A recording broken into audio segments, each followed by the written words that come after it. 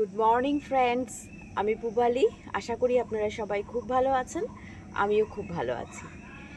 তো thumbnail title দেখে তো এতক্ষণে বুঝতেই পারছেন যে আজকের আলোচ্য বিষয় চুল।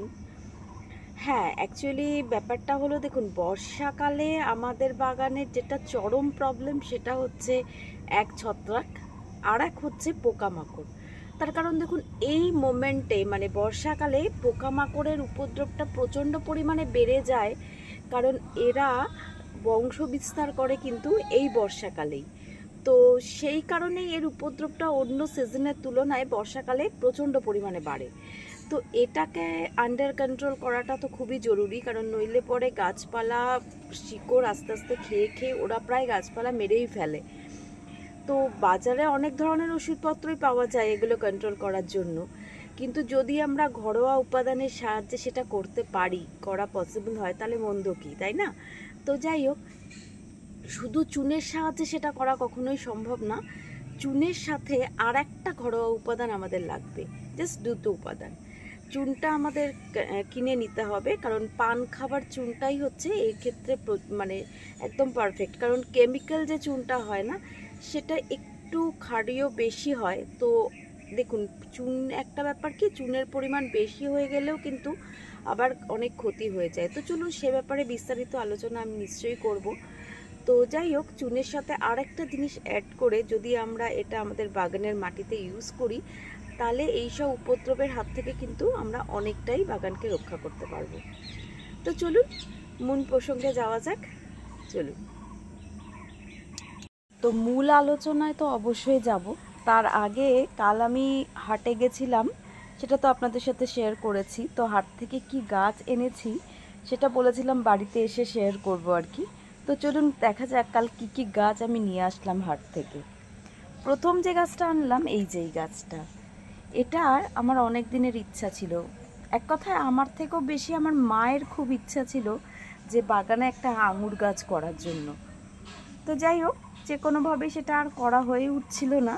তো এতদিন বাদে কালকে এই আঙুর গাছটা নিয়ে আসলাম। জানি না কি ধরনের আঙুর হবে, তবে বলেছে যে আমাদের যে নর্মাল গ্রিন কালারের আঙুরগুলো হয় না, ওগুলোই হবে আর কি। তো দেখা যাক।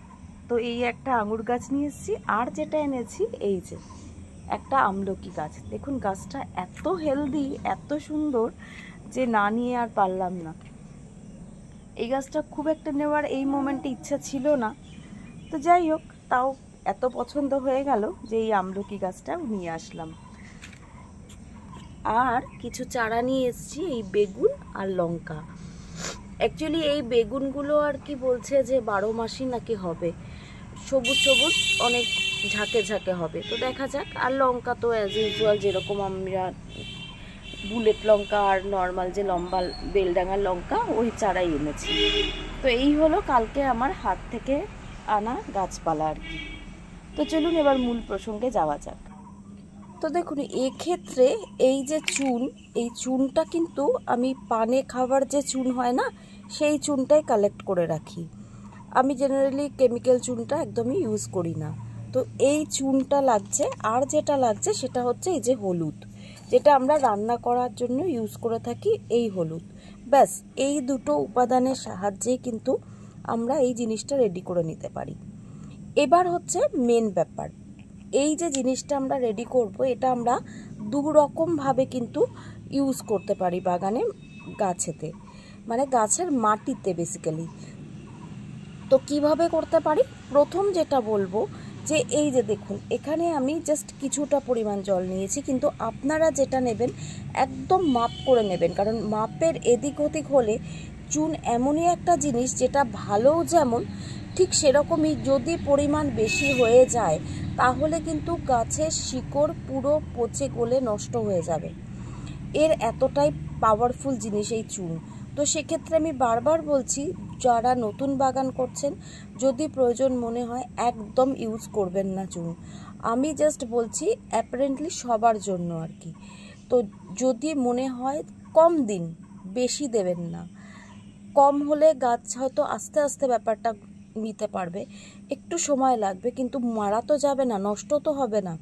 তো তো সেই কারণেই আমি কিন্তু সবসময় এটার পক্ষপাতী যে সার বলুন যাই বলুন সেটা জৈবভাবেই হোক, আর যেহেতু আমি রাসায়নিক জিনিস ইউজ করি না তো সেই প্রসঙ্গে আমার যাওয়ার দরকারই নেই।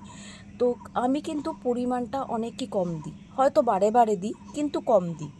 তো এক্ষেত্রেও চুনের যেটা পরিমাণ হবে সেটা মোটামুটি 1 লিটার জলে 1 টেবিল স্পুন চুনটা নেবেন। চুনটা ভালো করে শুকিয়ে গুঁড়ো করে রাখবেন, সেই চুনটা নেবেন। আমি মোটামুটি একটা আন্দাজ করে নিচ্ছি জাস্ট আপনাদের দেখাবার জন্য, যে এই যে এই পরিমাণ চুন, একটা ছোট চামচ, এই চামচের 1 চামচ আমি এইখানে দিয়ে দিলাম। ব্যাস, এইটার মধ্যে আমি এই চুনটা অ্যাড করে দিচ্ছি। এইবার এখানে অ্যাড করতে হবে সেটা হচ্ছে হলুদ। এই হলুদটাও ব্যাপার হলো যে যদি আপনি 1 টেবিল স্পুন চুন নিচ্ছেন তাহলে 1 টিস্পুন নেবেন হলুদ, 1 লিটার জলের ক্ষেত্রে বলছি। এবার এই হলুদটা, হ্যাঁ হলুদের পরিমাণ একটু কম বেশি হলে কোনো ক্ষতি নেই, কিন্তু চুনটা বারবারই বলে দিচ্ছি পরিমাণটা কিন্তু একদম মেপে নেবেন, এবং সেটা এর মধ্যে দিয়ে দিলাম। তাহলে হলুদ আর চুন এইভাবে এর মধ্যে দুটোকে দেওয়া হয়ে গেল।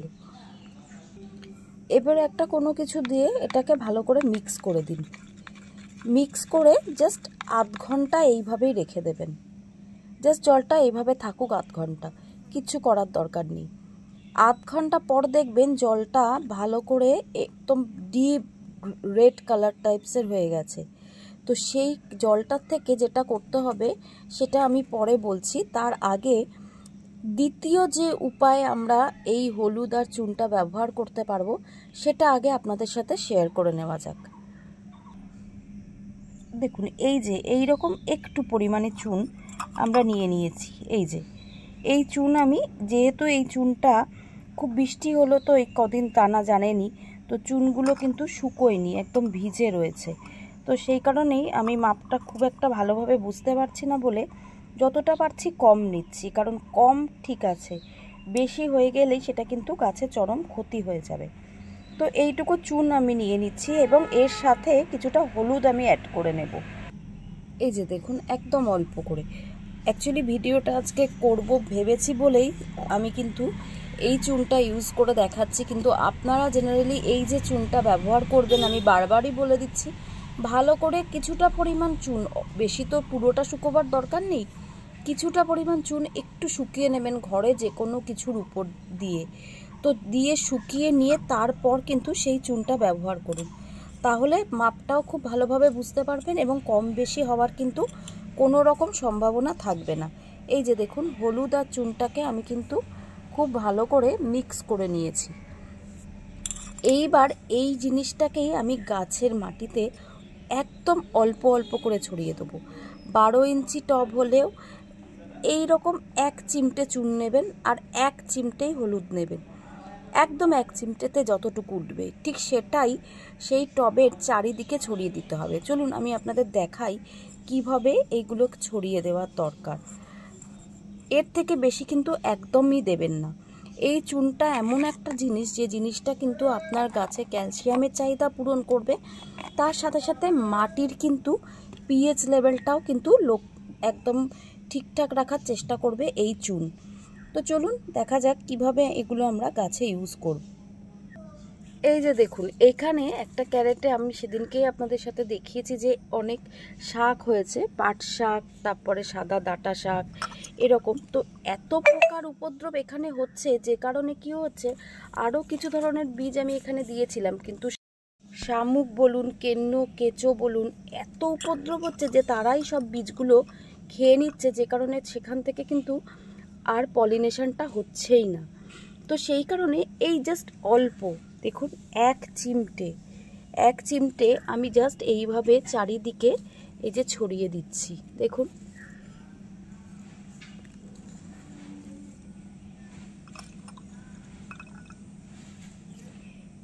এই জাস্ট ছড়িয়ে দিলাম, কারণ এখন তো বর্ষাকাল, সেহেতু লিকুইডের থেকে এইভাবে যদি আমরা জিনিসটা ছড়িয়ে দিতে পারি তাহলে মনে হয় বেশি কার্যকরী হবে, কারণ এতে আর জল দেওয়ার দরকার নেই।